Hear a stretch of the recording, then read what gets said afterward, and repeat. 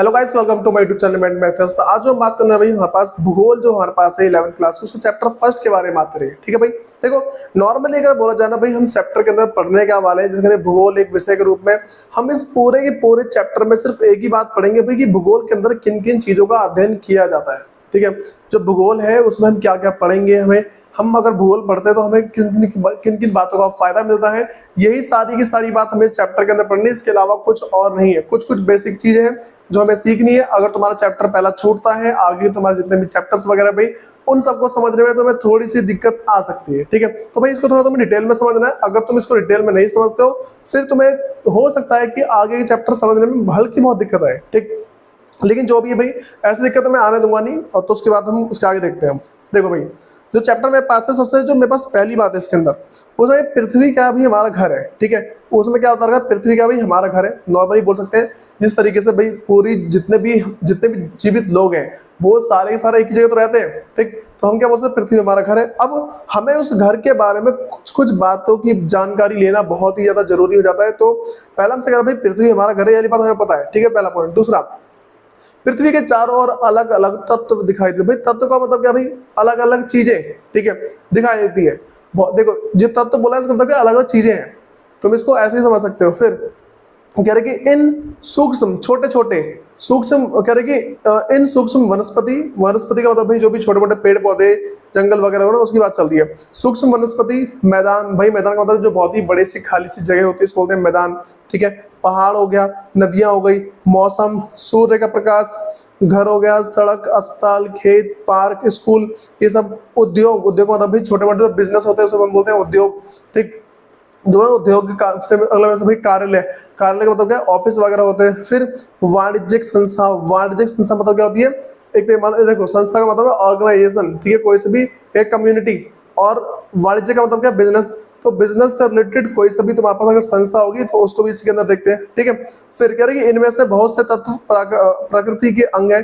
भाई इसमें से जितने भी है, ठीक है, जितनी मैं तुम्हें बातें बताई इसमें से बहुत सारी चीज ऐसे हैं जो प्रकृति की देन है।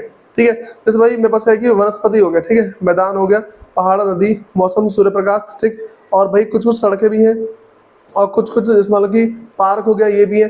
ये सब मेरे पास क्या भाई एक तरीके से मान लो प्रकृति की देन है। ठीक है, फिर इनमें बहुत से तत्व प्रकृति के अंग है। फिर जबकि कुछ अंग का निर्माण मानव ने प्रकृति के सहयोग से किया। और भाई कुछ कुछ का जो निर्माण है वो क्या मानव ने खुद किया हुआ है। ठीक, जैसे मान लो कि तुम्हारे पास क्या है कि कुछ कुछ खेत है उसका मानव निर्माण किया, कुछ कुछ पार्क वो भी क्या है, स्कूल है उनका भी निर्माण मानव ने किया है। उद्योग जो इंडस्ट्री वगैरह है, ठीक है, मतलब कि मान लो कि पूरा कोई सा बाजार हो गया, इन सब का निर्माण मानव ने किया। कार्यालय, ऑफिस वगैरह मानव ने किया है। जो बिजनेस वगैरह होते हैं वो भी मानव ने किया है।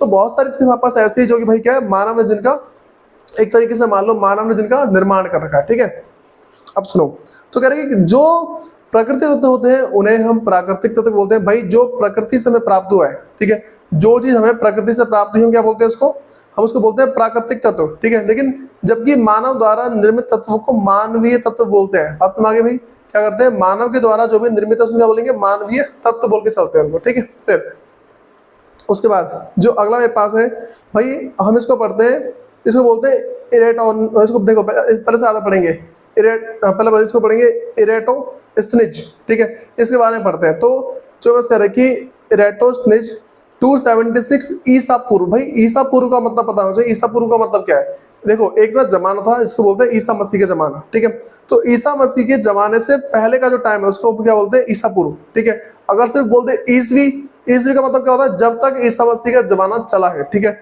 उसका तो बोलते हैं वर्तमान, जो अब चल रहा है। ठीक है, सुनो, तो वही कह रहे कि 276 ईसा पूर्व मतलब कि जो ईसा मसीह है उनके जन्म से 276 साल, ठीक मतलब कि उनके जमाने से 276 साल पहले से उन कह रहे कि 195 से लेकर 194 ईस्वी तक। ठीक है, 195 से लेकर 100, देखो कह रहे कि ईसा मतलब ईसा पूर्व को भूगोल का पिता कहा जाता है।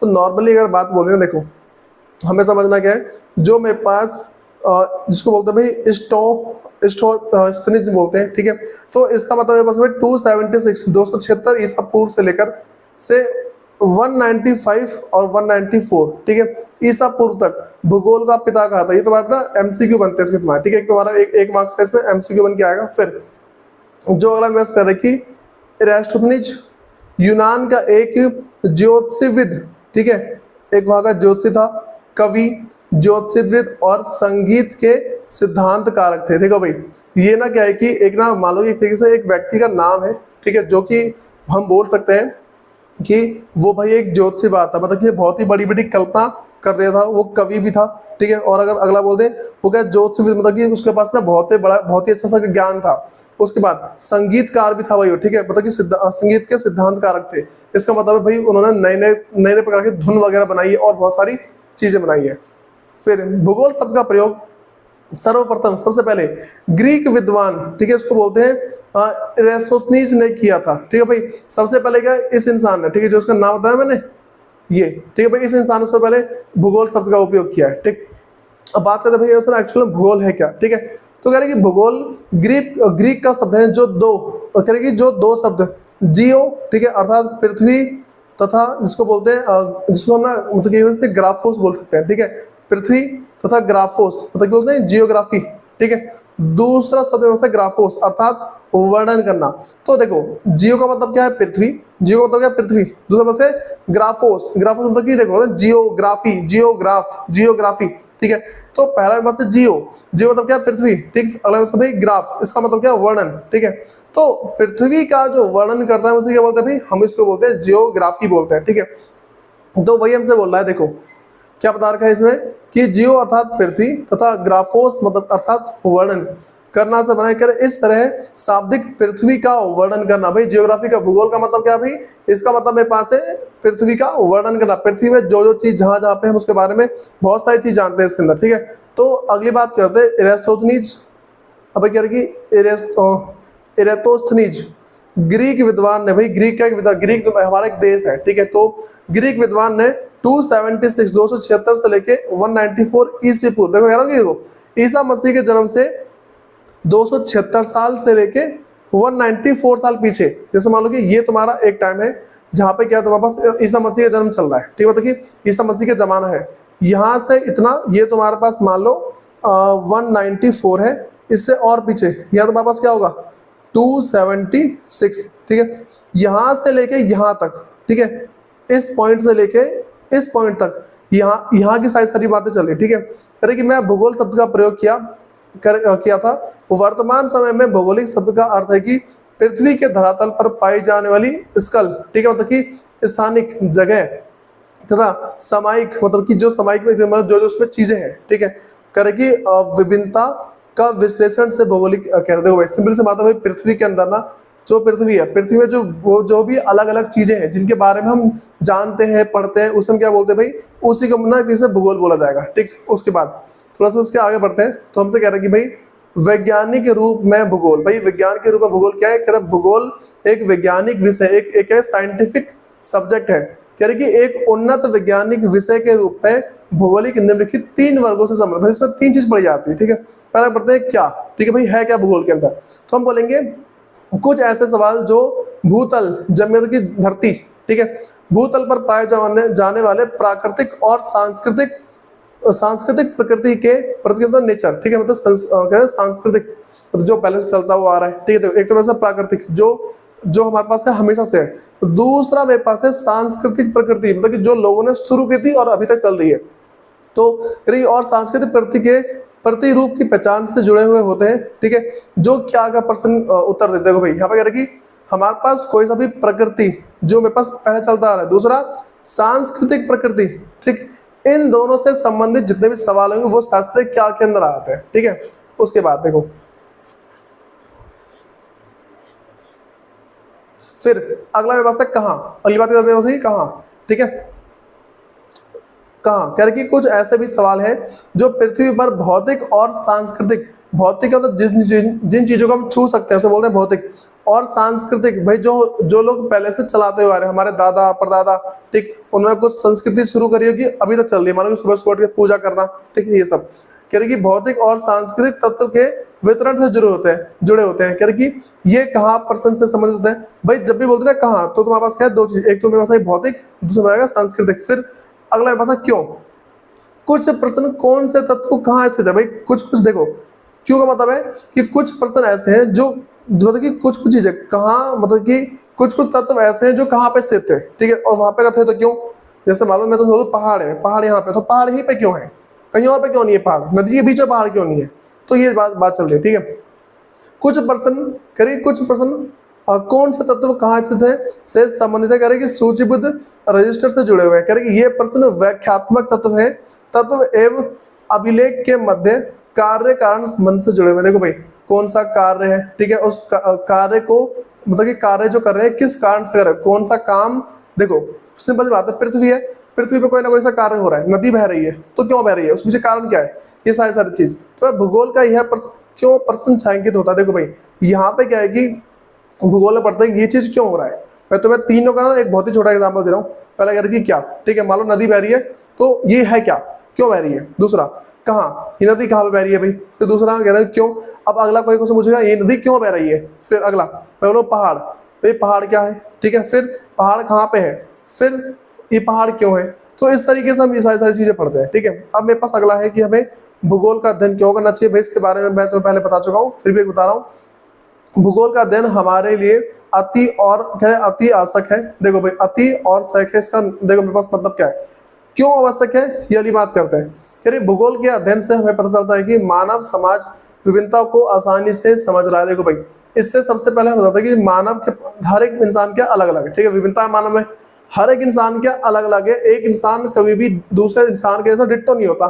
तुम किसी को पता कर लो, मान लो तुम हो, ठीक है, तुम्हारा कोई भाई दोस्त बंधु जो भी है उसको तुम डिट्टो अपने ऐसा नहीं कर सकते, ठीक है, बहुत ही केस में शक्ल मिलती है लेकिन कुछ ना कुछ अलग जरूर होता है, ठीक है।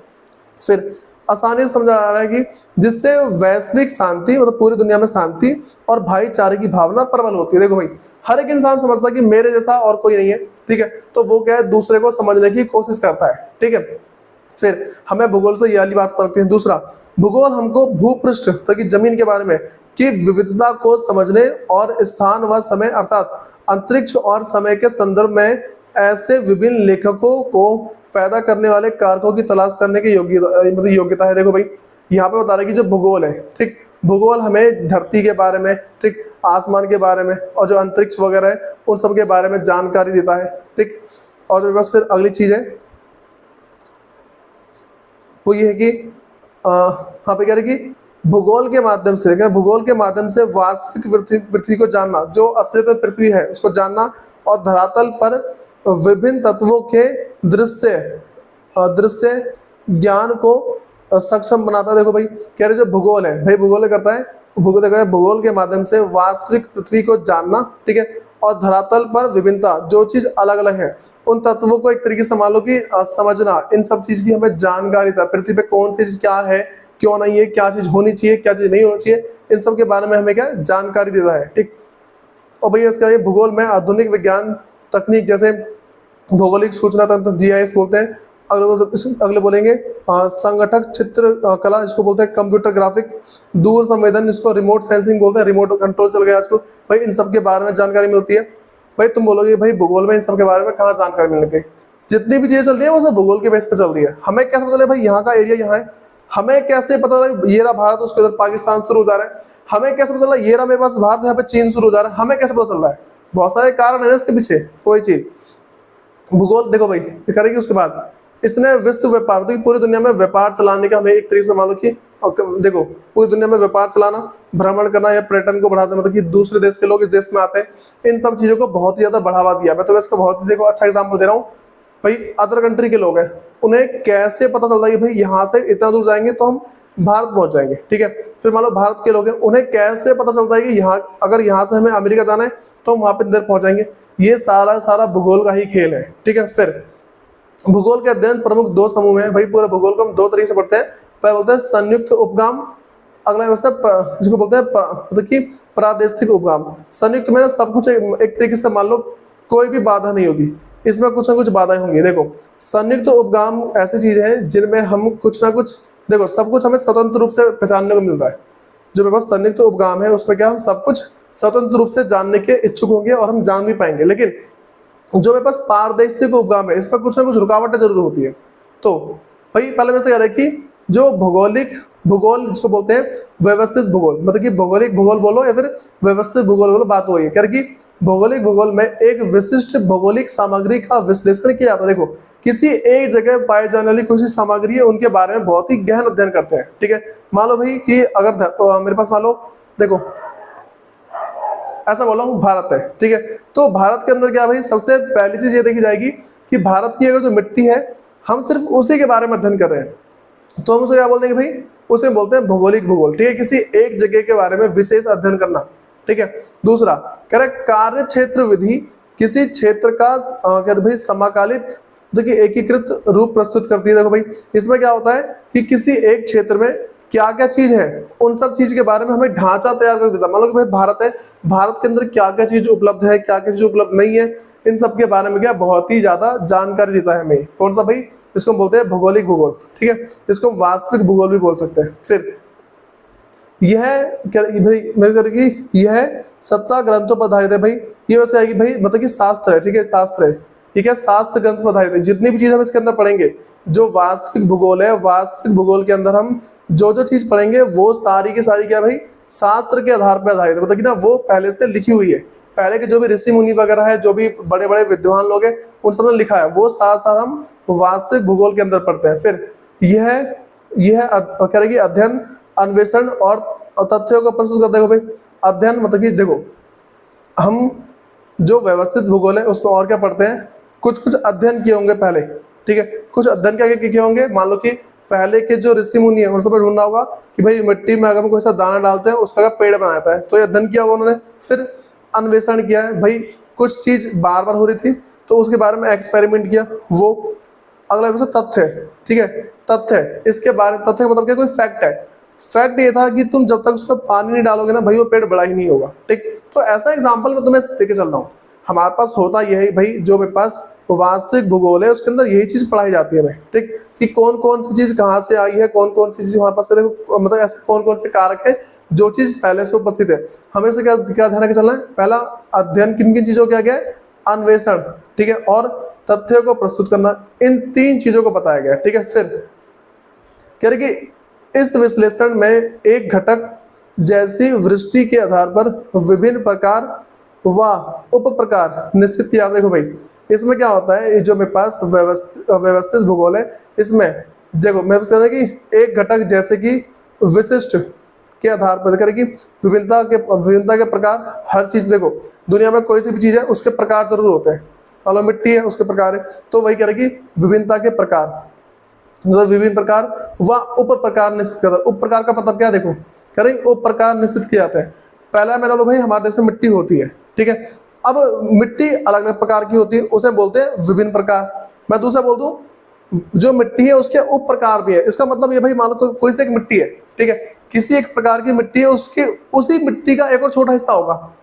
एक कोई सी मिट्टी उसको छानो और उसकी मिट्टी निकलेगी, और छानो और अगली मिट्टी निकलेगी, तो क्या उसे क्या बोलते हैं उप प्रकार। उसको क्या बोलते हैं भाई उप प्रकार। उप प्रकार मतलब छोटा, ठीक है, मतलब कि उसका छोटा सा हिस्सा।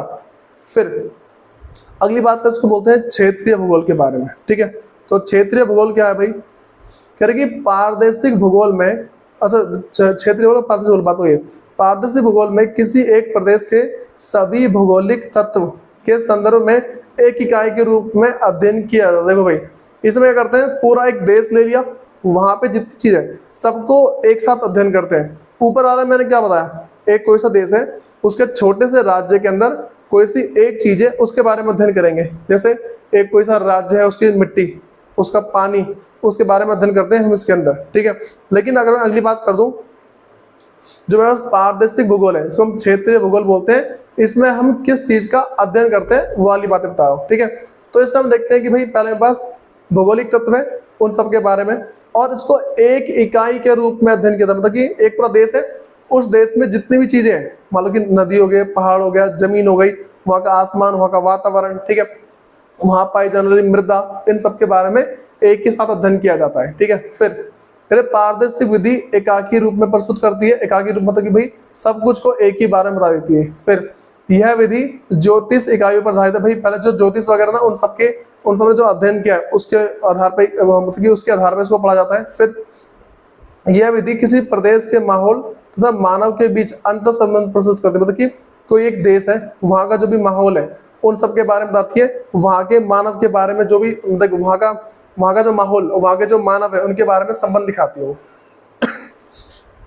फिर इस अध्याय में प्रदेश के सीमांकन किया, तो भाई देखो तो इसको बोलते हैं प्रादेशिकरण कहते हैं। देखो इसमें होता क्या है, कोई सा भी एक प्रदेश है उसको बोलेंगे भाई ये प्रदेश सिर्फ यहाँ से यहाँ तक है। जैसे मान लो मैं तुमसे बोल दूं भाई हमारे भारत का नक्शा ये रहा, ठीक, इसमें हमें क्या पता है भाई ये हिस्सा हमारा दिल्ली है, ये मेरे पास हरियाणा है, ये पंजाब है, हमें कैसे पता चलता है, इसी के बेस पे पता चलता है। ठीक भाई पहले से कैसे पता चलता आ रहा है, मान लो पूरा भारत है उसमें बिहार कितना है, हरियाणा कितना है, यूपी कितना है, ये हमें पता कैसे चल रहा है भाई, ये सब क्या पहले से अध्ययन किया हुआ है। ठीक, फिर अगला विषय भाई पारदर्शिक भूगोल की विभिन्न शाखाएं होती है। जो पारदर्शिक भूगोल है उसके अंदर बहुत सारी चीजें पढ़ी जाती हैं। तो देखो मैं तुम्हें शाखा का मतलब क्या बता रहा हूँ, जैसे मान लो एक स्कूल है, एक स्कूल में 3 प्रकार की शाखाएं होती हैं, आर्ट्स कॉमर्स साइंस, ठीक है, ये 3 शाखा हो गई। वैसे ही मेरे पास क्या भाई जो पारदर्शिक भूगोल है उसकी भी विभिन्न शाखाएं हैं।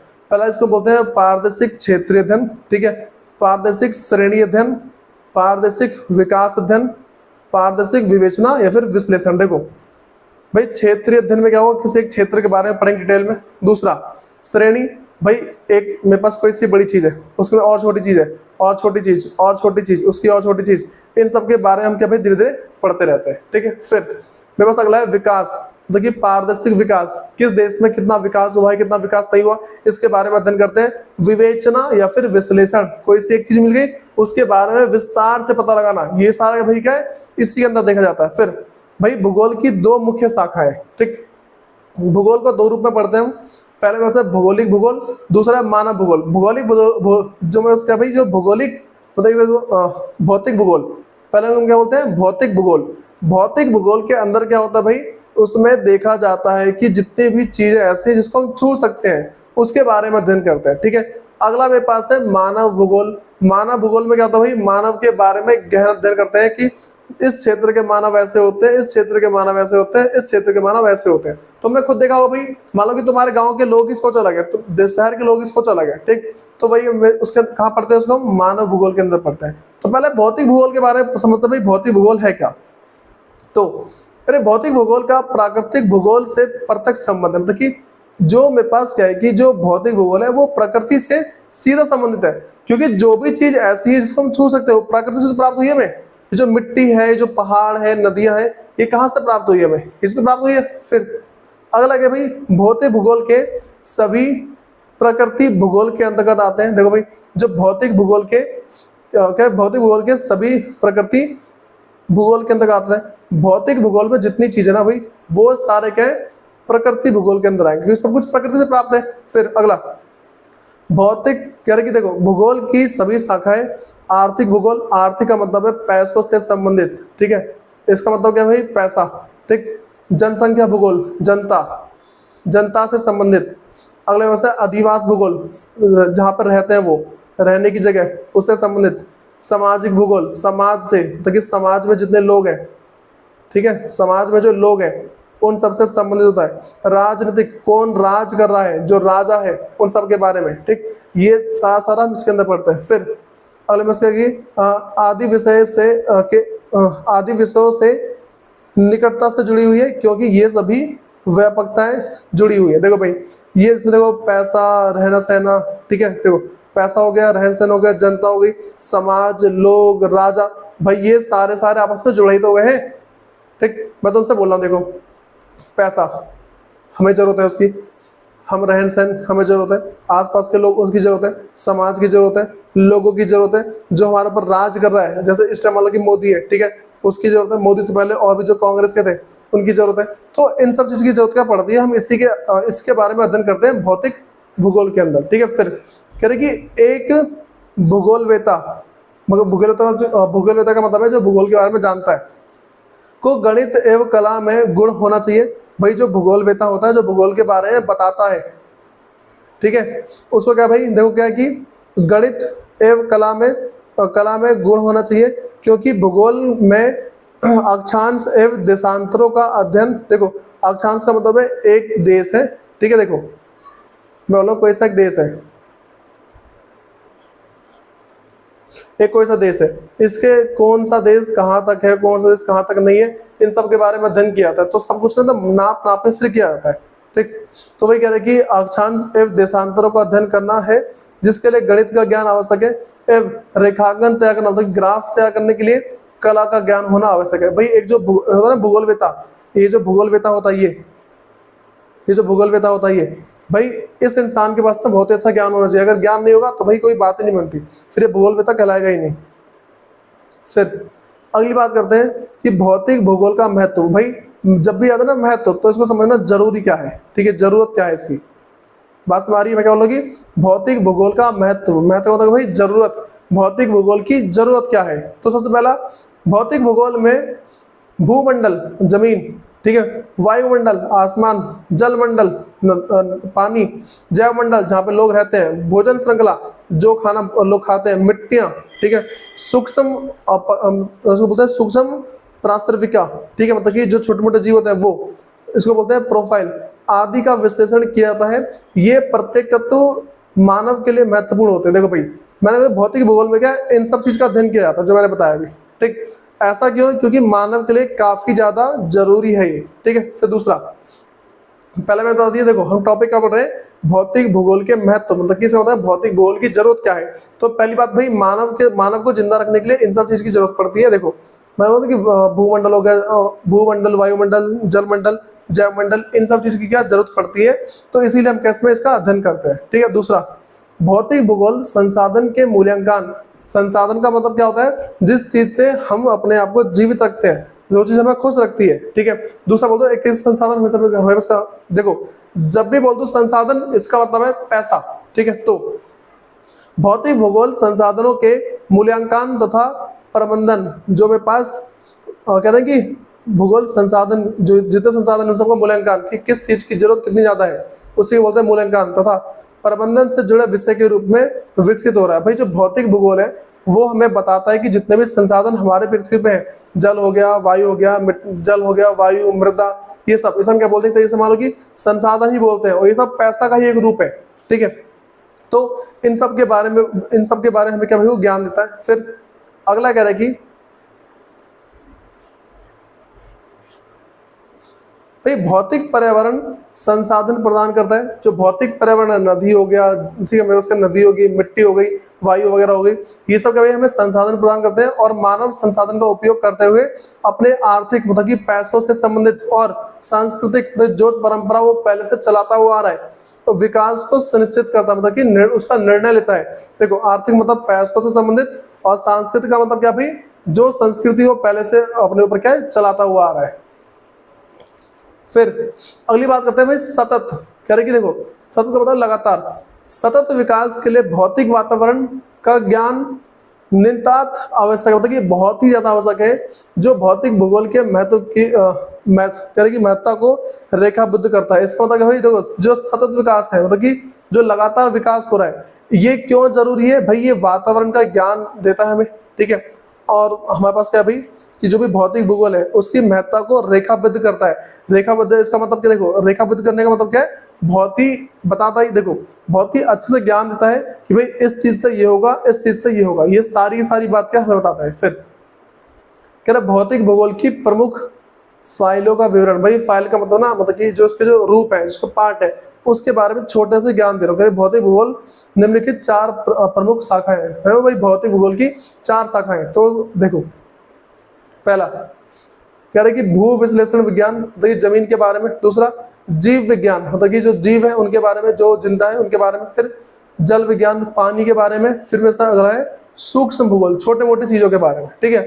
तो पहला कह रहा है कि भूपृष्ठ पर पाए जाने वाले विभिन्न प्रकार के भू लक्षण, जैसे क्या भू लक्षण का मतलब कि जो धरती पे पाए जितने लक्षण है, मतलब जो जीव के लक्षण है वो कह रहे हैं महाद्वीप, पर्वत, वनों, ठीक है, मैदान, नदी, घाटियां आदि के जाने का अध्ययन। भाई देखिए जाने का अध्ययन, इन सब के बारे में क्या भाई इसमें हम अध्ययन करते हैं। फिर दूसरा जीव विज्ञान, जीव हम कह रहे कि दो कह रहे कि जीव तथा इनके संघटक। संघटक का मतलब क्या भाई, जो इनको चलाती हैं, ठीक है, जो उनका और जो दूसरे रूप है। कह रहे कि देखो हम कह रहे कि जीव तथा, अगर जीव तथा इनके संघटक, मतलब जिनका जो और रूप है, तत्वों का विश्लेषण किया जाता है, जैसे कि वर्षा, ताप, वायु दाब, पवन, प्रचंड आदि। प्रचंड मतलब भी और भी कोई सी छोटी मोटी घटना हो गई, ठीक, या फिर और कोई सा रूप हो गया, वो सब आदि कह रहे कि विशिष्ट मुख्य घटक है। ठीक है भाई, जीव विज्ञान के घटक है सारे सारे। फिर अगला पास है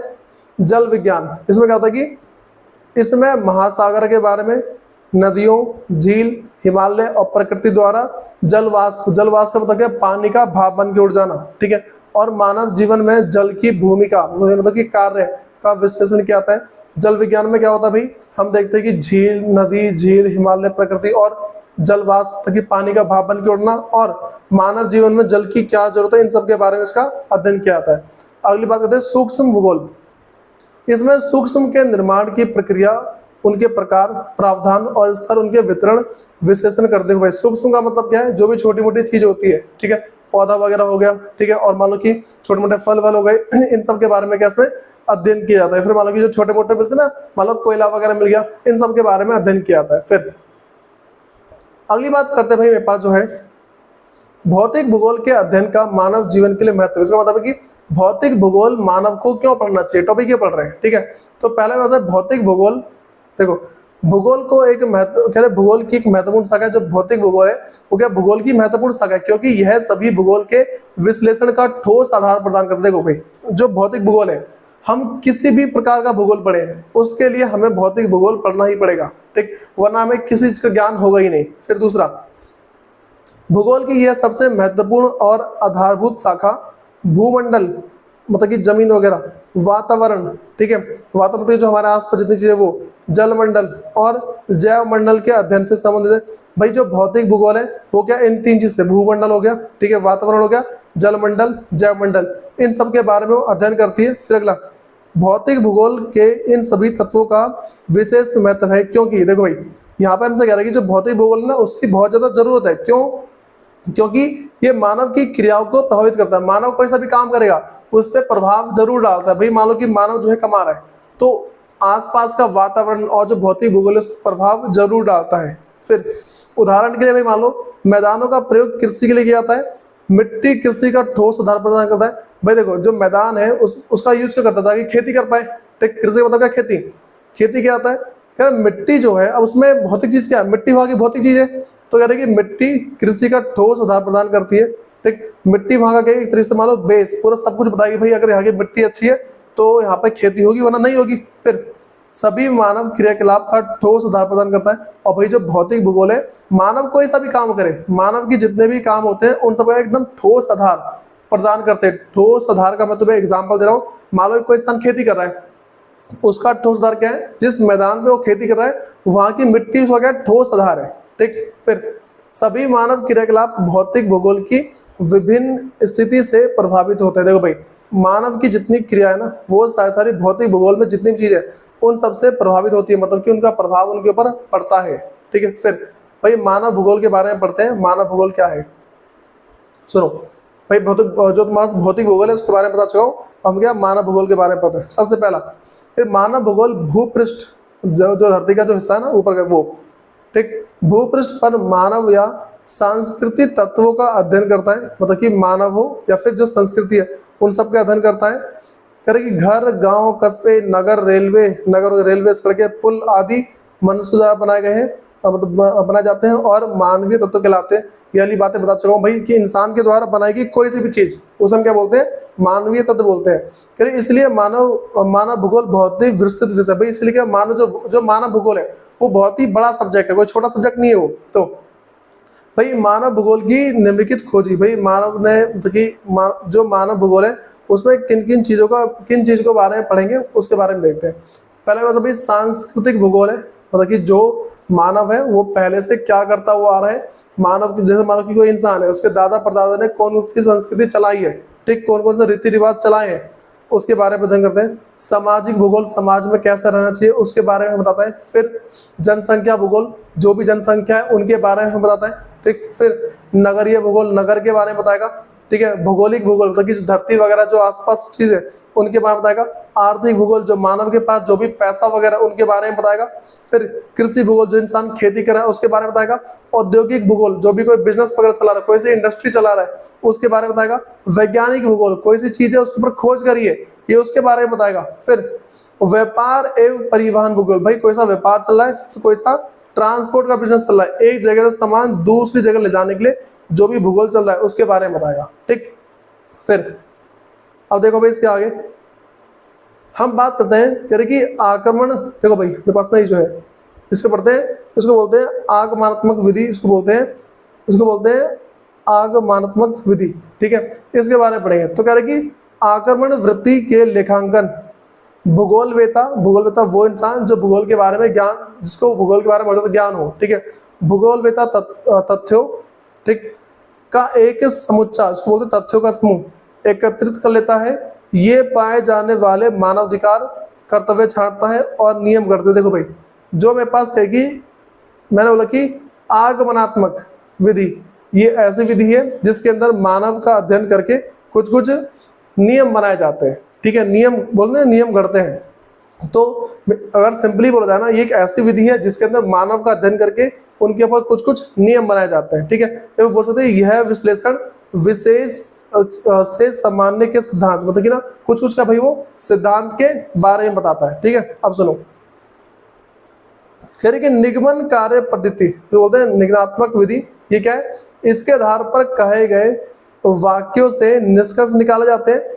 इसका मतलब है भाई कोई सी भी चीज है। ठीक है, देखो ये मेरे पास एक ऐसी विधि है, एक ऐसा तरीका है जिसकी सहायता से हम किसी भी चीज के बारे में अध्ययन करते हैं। ठीक, यह विधि सामान्य से विशेष, मतलब कि सामान्य से विशिष्ट की और के सिद्धांत पर आधारित। देखो कोई सी बहुत ही आसान चीज है, इसके अंदर क्या क्या स्पेशल बात है, इसके अंदर क्या क्या स्पेशल बात, इनके बारे में अध्ययन करते हैं इसके अंदर। ठीक है, अब देखो थोड़ा उसके आगे भाई जो अगला मेरे पास है, कह रहे कि भौगोलिक प्रकार के ऐतिहासिक घटनाओं को किस प्रकार प्रभावित करते। देखो कह रहे कि जो भौगोलिक का जो प्रकार है, तो जो हमारी जो भूगोल है, जो देखो भूगोल में मैंने कहा पृथ्वी का जो अध्ययन है, ठीक, वो किस प्रकार से किसी घटना को प्रभावित करता है। कोई सी घटना हुई उस पर उसका क्या प्रभाव पड़ता है। देखो मैं ऐसा बोल रहा हूँ, हम पृथ्वी का अध्ययन कर रहे हैं, पृथ्वी के बारे में जो चीज हम बता रहे हैं उसका किसी भी घटना पर क्या प्रभाव पड़ता है। तो पहले बात करते हैं दूरी। या दूरी ने विश्व इतिहास को बदलने के एक प्रभावशाली कारक का काम किया।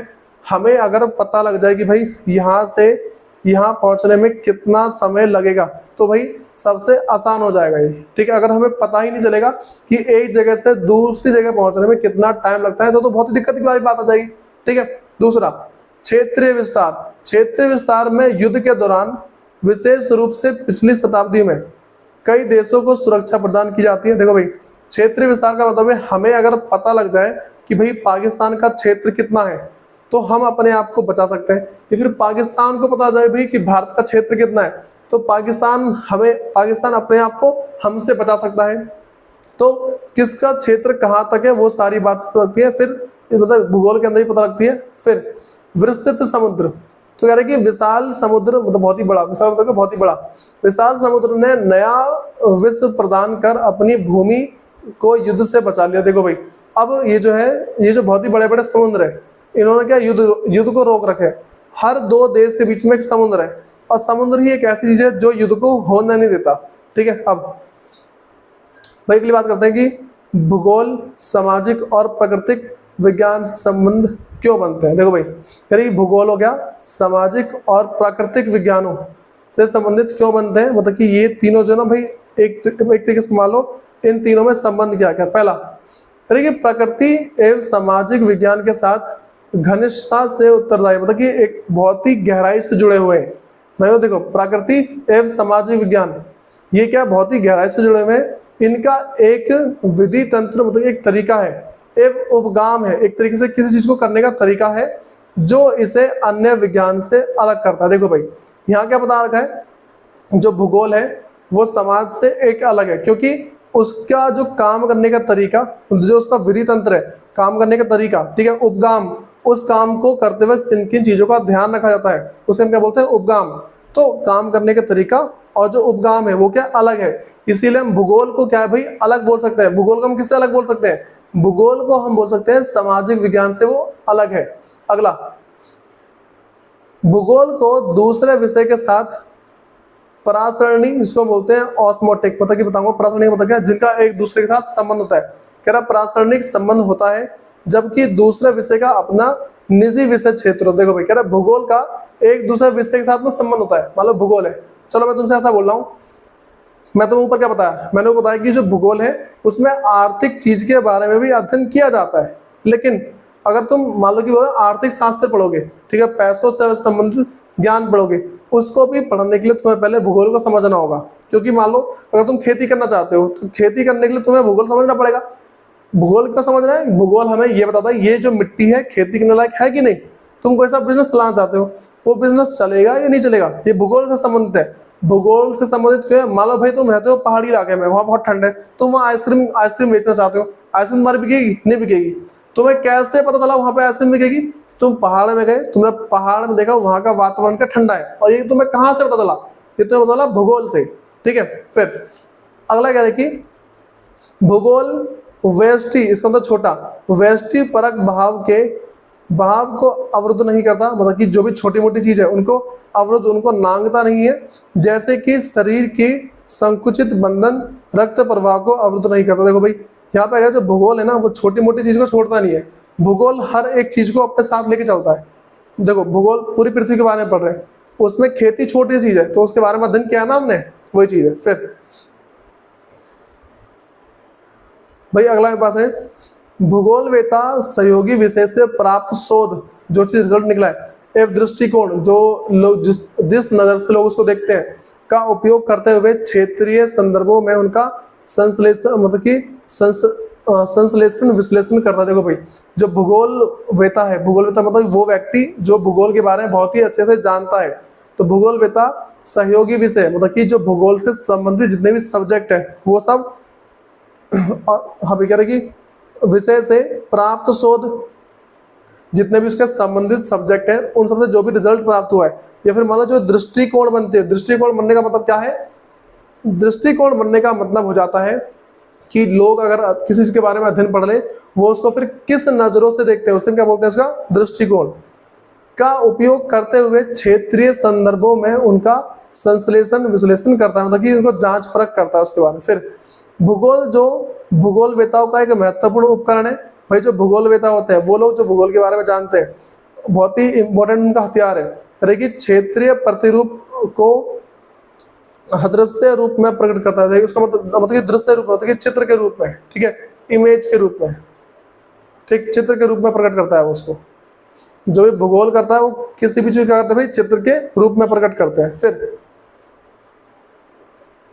अगला भाई कि भूगोल के, देखो जो अगला टॉपिक है, भूगोल के अन्य सामाजिक शास्त्रों से संबंधित। देखो भाई एक तरीके से मान लो संबंधित क्या है, जो भूगोल है, जो भूगोल है उनका अन्य सामाजिक शास्त्रों के साथ क्या संबंध है, तो वाली बात पढ़ेंगे। क्या ना, भूगोल के प्रमुख मानव शाखा, भूगोल का अन्य सामाजिक विज्ञान के विषय जैसे कि इतिहास, हिस्ट्री, अर्थशास्त्र, इकोनॉमिक्स, राजनीतिक शास्त्र, पॉलिटिकल साइंस, समाज शास्त्र, ठीक है, इसको एक तरीके से मान लो बोल सकते हैं वहां भी, मतलब समाज शास्त्र, सोशियोलॉजी, ठीक है, क्या है जनिक आदि, मतलब कि जेनेटिक, ठीक, जेनेटिक साइंस, इन सब से बहुत ही पास का संबंध है।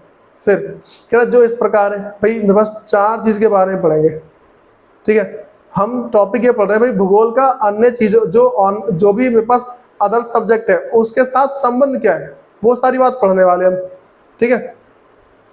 अब सुनो, पहला हमसे कह रहा है भाई कि इतिहास और भूगोल, कह रहे आप में गहरा शब्द है भाई, अपने आप में गहरा शब्द है भाई। इतिहास पूरी पहले की बातें पढ़ते हैं, भूगोल, ठीक है, वो भाई अपने आप में मेरे पास देखो, जो मेरे पास इतिहास है वो क्या बहुत ही पहले से गहरा शब्द है। तो कह रहे कि इतिहास और भूगोल आप मतलब आपस में बहुत ही गहरा शब्द है, क्योंकि ये दोनों विषय क्रम से काल, मतलब कि पहले की बात, पास्ट तथा स्थान के अध्ययन से संबंधित है, किसी ना किसी जगह से संबंधित है। हिस्ट्री में क्या पढ़ते हैं भाई, भारत के अंदर क्या हुआ, पाकिस्तान में क्या हुआ, ठीक, मुगलों के साथ क्या हुआ, फिर मान लो कि जो भी अंग्रेज है उनके साथ क्या हुआ, यही तो है। तो दोनों के दोनों क्या है भाई, एक तरह से मान लो आपस में बहुत ही गहरा संबंध के बीच में। फिर कह रहे संबंधित है। फिर कह रहे मैं अगला कह रहे कि देखो राज्य, यही कह रहे कि जो इस प्रकार है, करके मैं राज्य, क्षेत्र, जनसंख्या, प्रभुसत्ता, इसका मतलब राज आदि का विश्लेषण किया गया है। देखो प्रभुसत्ता का मतलब क्या भाई, जो मेरे पास किसका राज चलता हुआ है उसकी बात करते हैं।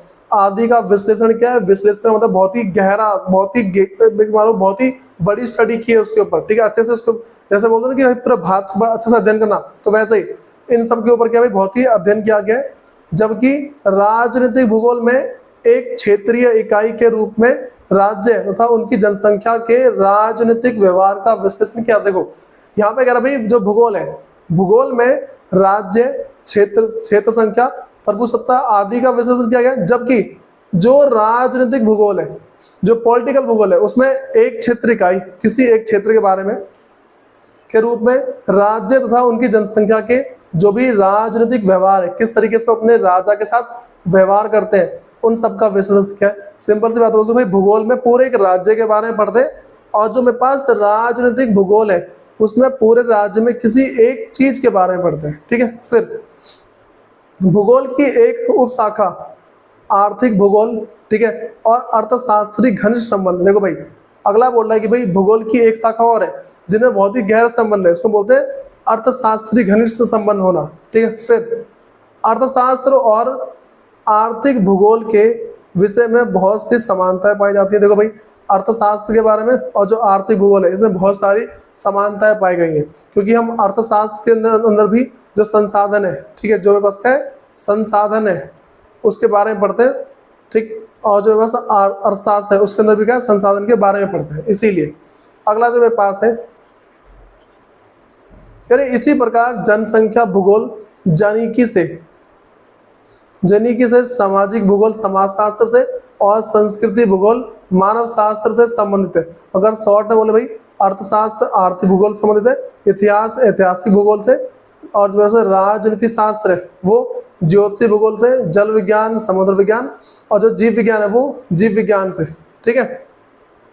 अगला मेरे पास है पादप और प्राणी भूगोल वनस्पति और प्राणी विज्ञान से, जनसंख्या भूगोल जनकी के अध्ययन से, ठीक है, और जो वैसे पर्यावरण विज्ञान वो पर्यावरण भूगोल से। भाई इन सब का संबंध क्या इन सब के साथ है। तुम्हारे ना इसके एमसीक्यू बनते हैं और कोई बहुत बड़ी बात नहीं है, ठीक। जब तुम्हारा एग्जाम होगा ना तुम देखना तुम्हारे इसमें एमसीक्यू जरूर बनते हैं इसके ऊपर, ठीक है। इसके एमसीक्यू बहुत अच्छे खासे बनते हैं, इसको देख लेना एक बार। अब सुनो भाई लास्ट टॉपिक है कि मानव और प्रकृति के अंतर संबंध, ठीक है भाई, मतलब अंतर बंधन एक तरीके से मानव में और प्रकृति में क्या ही बंधन है, क्या ही संबंध है आपस में। तो मानव का अनुकूलन, ठीक है, मतलब अनुकूलन मतलब क्या है, एक तरह से मान लो मानव का व्यवहार, मानव का अनुकूलन और एक भिन्न अर्थात संशोधन, मानव ने जो संशोधन किया, जो खोज करी है, ठीक है, के माध्यम से प्रकृति के साथ समझौता किया गया। भाई मानव जो जितना भी अनुकूल है, मानव का जैसे व्यवहार है वो सब क्या, उन सबके संशोधन मतलब कि जो उसने बदलाव किए उन सबसे संबंधित है। तो पहला पॉइंट ध्यान है इसमें, तो बस इस पॉइंट को तुम्हें याद करना है, ठीक है। अगला कह रहे कि मानव ने उच्च तकनीकी बहुत ही हाई टेक्नोलॉजी और प्राकृतिक संसाधनों का उपयोग करके प्राकृतिक वातावरण में परिवर्तन किए। भाई ये भी संबंध है मानव का प्रकृति के साथ, यही तो संबंध है। फिर अगला कह रहे कि तकनीकी रूप से, हाँ भाई, तकनीकी रूप से संबंधित विकास के साथ मानव अपने ऊपर भौतिक पर्यावरण के द्वारा कैसे बंधन को ढीला कर सकता है। भाई ये भी इसी के अंदर पढ़ा जाता है। तो वे कह रहे कि तकनीकी श्रम को सख्त करके, ठीक है भाई, ये बता रखा है कि जो मानव है, देखो कह रहा है कि तकनीकी रूप से संबंधित विकास के साथ, ठीक, जो भी टेक्नोलॉजी से रिलेटेड मानव अगर कोई ऐसा विकास में जाता है तो अपने ऊपर भौतिक पर्यावरण द्वारा कैसे बंधन को ढीला कर सकता है। तो वो किस तरीके से अपने बंधन को ढीला करेगा कि मैं टेक्नोलॉजी को साथ में लेके चलूं लेकिन पर्यावरण को बचाते हुए चलूं, ठीक है। फिर कह रहे कि कैसे करेगा, तकनीकी श्रम को सख्त करके, ठीक है, जो भी टेक्नोलॉजी है उसको बहुत ही अच्छे से चलाएगा। इसीलिए कह रहे कि समता को सिंक और कार्य के दौर छुट्टी का प्रावधान है। देखो भाई यहाँ वही बता रखा है कि अगर कोई इंसान है वो किसी भी तरीके से किसी टेक्नोलॉजी का उपयोग करता है तो किस तरीके से वातावरण को बचाएगा, तो टेक्नोलॉजी को अच्छे से चला के। भाई इस चैप्टर हमने पूरी वही बात पढ़ी है जो कि इस बात से संबंधित है कि हम पूरे भूगोल में किन किन चीजों के बारे में पढ़ेंगे। चैप्टर पहला है, थोड़ा अटपटा सा है, बस तुम्हें इसको देखो, वैसे इसका क्वेश्चन बनते नहीं है, फिर भी अगर क्वेश्चन बनते हैं तो 1 से 2 मार्क्स या फिर 3 मार्क्स लास्ट, इससे आगे तुम्हारा आज तक इसमें से क्वेश्चन नहीं बना भाई। जो भी मैंने समझा दिया इसको 2 से 3 बार समझना, जितने नोट्स हैं उसको लिख लेना, उसके बाद देखते हैं इसकी अगली क्लास में। धन्यवाद।